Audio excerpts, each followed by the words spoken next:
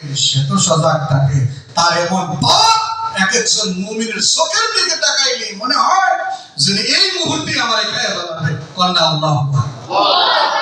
বদরের প্রান্তেও তাই হয়েছে, বদরের প্রান্তেও কি বদরের প্রান্তেও তাই হয়েছে। সাহাবীরা মেসওয়াক করে, কি করে?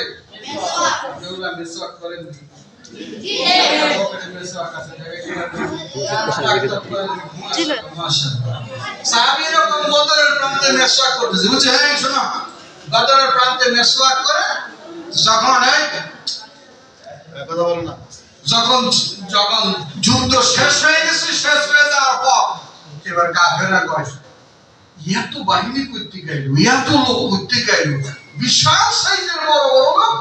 আসলে বিশাল সাইজের বড় বড় যে লম্বা চড়া লোকগুলি দেখছে, এগুলি আসলে হাকিকতার মানুষ ছিল না, আসমানের ফেরেশতা দিয়ে আল্লাহ তাআলা সাহায্য করছে। সুবহানাল্লাহ। আরেকটা কথা শুনে, নাম শুনছেন হয়তো, নাম হলো বুজুর্গ সাহাবী ছিলেন হযরত সালমান ফারসি। নাম শুনছেন? জি। বয়োবৃদ্ধ মানুষ ছিলেন, 250 বছর বয়সী ইমান কবুল করছেন। সুবহানাল্লাহ বলেন। সুবহানাল্লাহ। 100 বছর শুনেন, মাদায়ান থেকে পত্র আসছে, খুব খেয়াল করে শুনুন, মাদায়ান থেকে পত্র আসছে, মাদানে একজন খলিফা লাগবে, একজন গভর্নর লাগবে। মাদায়ান থেকে পত্র আসছে, একজন গভর্নর লাগবে। তো কার কাছে পত্র পাঠিয়েছে? সেই যুগে হযরত আলী রাদিয়াল্লাহু আনহু খেলাফত কাল ছিল। হযরত আলী রাদিয়াল্লাহু আনহু পত্র লিখছে, হযরত আলী রাদিয়াল্লাহু আনহু দেখে শুনা বুঝা কারে পাঠাইছে? হযরত সালমান ফারসি ওই পুরা সাহাবীদের পাঠাইছে। পত্রের মধ্যে লেখা ছিল আমাদের দেশে অনেক দুর্ভিক্ষ, আমাদের দেশে অনেক খুন খারাপি, হত্যা, রাহাজানি সব কিছু চলে, এমন একজন গভর্নর পাঠান যে গভর্নর নিজ হস্তদ্বয়ের দ্বারা এটা প্রতিহত করতে পারে, এমন একজন গভর্নর পাঠান। পাঠানোর কথা জওয়ান মানুষ, কিন্তু পাঠাইছে কারে? খেয়াল করতেছেন তো, পাঠানোর কথা জওয়ান মানুষ, পাঠাইছে কারে? পুরা মানুষ, পুরা একজনে পাঠাইছে। এবার মাদায়ান শহরের লোকের এরকম তাকায় হইছে, কই খলিফা দেখি, কই গভর্নর কাকে পাঠাইলো? খলিফা নজর করে উকি ঝুঁকি দিয়া দেখেন, আরে এ তো বুড়া মানুষ। কি মানুষ? বুড়া মানুষ। আচ্ছা যাই হোক, কাছে আসছে, আসার পর এবার হযরত সালমান ফারসি রাদিয়াল্লাহু আনহু বলতেছে, হুজুর আপনারা যে খলিফায় পাঠাইছে, আপনি কি জানেন আমাদের এলাকার হাল হাকিকত? বলে যে এলাকার হাল হাকিকত কি? এলাকার কি হাল হাকিকত? সেটা বলতেছে আমাদের এলাকায় অনেক জুলুম হয়, নির্যাতন হয়, খুন খারাপি হয়, চুরি হয়, ডাকাতি হয়, এগুলির থেকে আমাদের এলাকাকে বাঁচাইতে হবে। হুজুর কয় আজকের পর থেকে আর হবে না। বুঝাইতে পারি না? সুবহানাল্লাহ। তোমরা বুঝতেছো হুজুর কি বলছেন? আজকের পর থেকে আর হবে না। সালমান ফারসি রাদিয়াল্লাহু তাআলা আনহু বলেন আজকের পর থেকে আর কোনো খুন খারাপি, হত্যা হবে না, কোনো জুলুম নির্যাতন কিছুই হবে না। এবার এলাকার লোকেরা বলে, মনে করছিলাম বুড়া হইলো, মাথা ব্যথা ঠিক আছে, এখন দিন একদিনেই বলে সব দূর করে দিন, মনে হয় মাথাটাও গেছে। বুড়া মানুষের এরকম না, একদিনেই সব শেষ করবো, আমরা পারি না, এই একদিনেই সব শেষ করে ফেলবে। লোকেরা বলতেছে আচ্ছা হুজুর পাহারাদার কারে বানাবেন? পাহারাদার হিসেবে কারে রাখবেন? এবার হুজুর কয় পাহারাদার কোনো মানুষ হবে না। কি হবে না? কোনো মানুষ হবে না, কোনো পাহারাদার মানুষ হবে না। তো লোকেরা এবার একবারে খারাপতে বৈশা পড়ার মতো, মানুষ হবে না তো পাহারাদারি করবে কেনা? সালমান ফারসি রাদিয়াল্লাহু তাআলা আনহু বলে পাহারাদার কোনো মানুষ হবে না, পাহারাদার হবে জঙ্গলের বাঘ। এবার লোকেরা হতভম্ব হয়ে গেছে, জঙ্গলের বাঘে বলে পাহারা দিব। আসলে তোমরা না একটু করে খেয়াল করে শুনো, জঙ্গলের বাঘে পাহারা দিব। এবার আবার মাদায়ানের লোকেরা বলতেছে হুজুর অনেক সময় আমরা মস্কারি করি না, টিটকারি করে না, টিটকারি করে আছে না, এরকম টিটকারি করা আছে।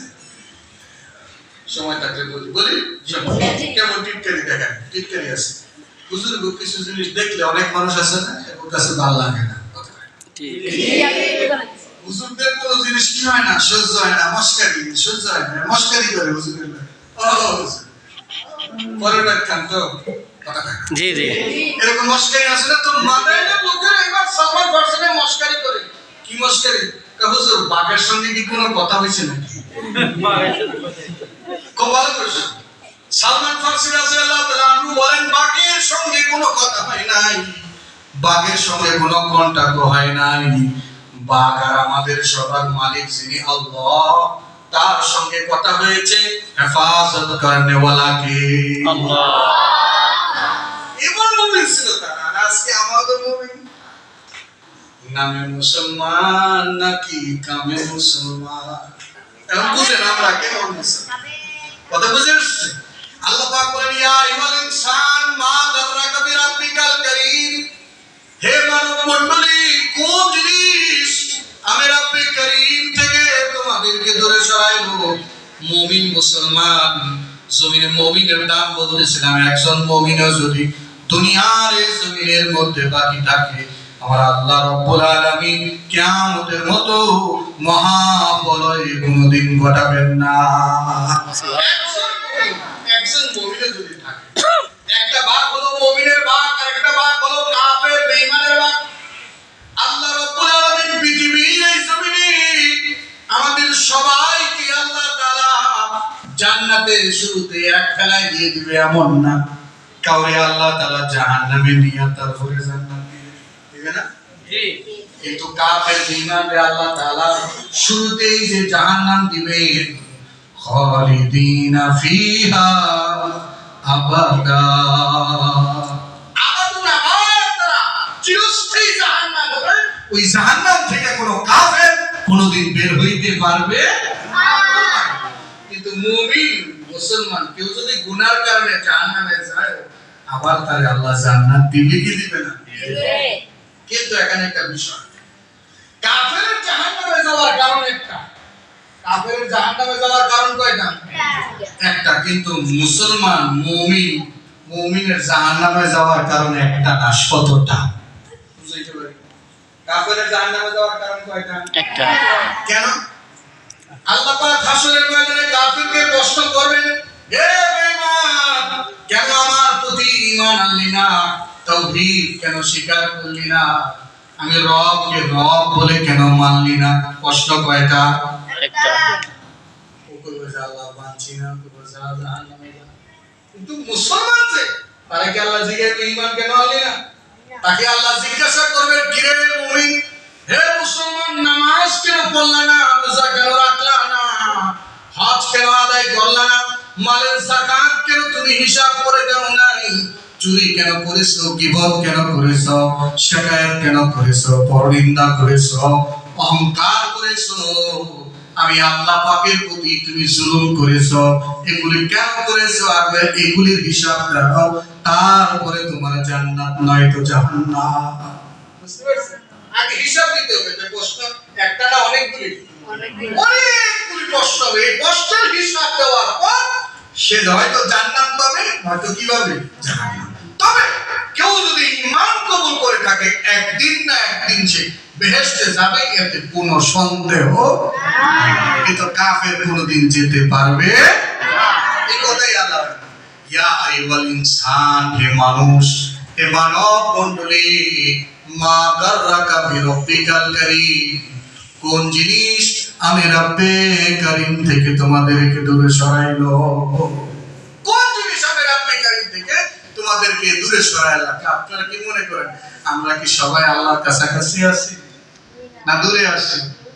কতটুকু দূরে গেলে পরে জমিন চৌচির হয়ে যায়, হাজার হাজার মানুষ কেঁদে কেঁদে আল্লাহ পাকের কাছে চোখ ভিজায় ফেলতেছে, জমিন ভিজায় ফেলতেছে, আসমান থেকে সহজে বৃষ্টি হয় না। তার মানে কি আল্লাহর সঙ্গে সম্পর্ক ভালো না মন্দ? মন্দ। বলেন না, ভালো না মন্দ? বৃষ্টির সময় বৃষ্টি না হওয়া, বৃষ্টির সময় বৃষ্টি না হওয়া, যখন বৃষ্টির দরকার নাই তখন বৃষ্টি হওয়া, এই সব কিছু হলো আল্লাহ পাকের নারাজির লক্ষণ। কিসের লক্ষণ? নারাজির। আল্লাহ তাআলা আমাদের কষ্ট দিবার চান না। পৃথিবীর এই জমিনে কোনো মা তার সন্তানকে কষ্ট দিতে চায় না, কারণ একজন মা তার সন্তানকে গর্ভে ধারণ করেছে, মহব্বত করে, ভালোবাসে। ঠিক সেই মায়ের চাইতে কোটি কোটি গুণ বেশি রহমত আর ভালোবাসা আল্লাহ পাকের আছে না? না,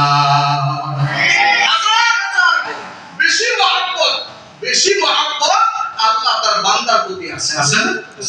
দেখবেন মা কি করে জানেন, যদি শুক্রবার হয়ে গেলে খেলতে যাবো বাড়ির যায়, বাড়ির গিয়া মাঠে যে আমি হাজার স্কুল মাঠ এন্ডা মুন্দা মাঠ এদিক দিয়া বাসা খেলা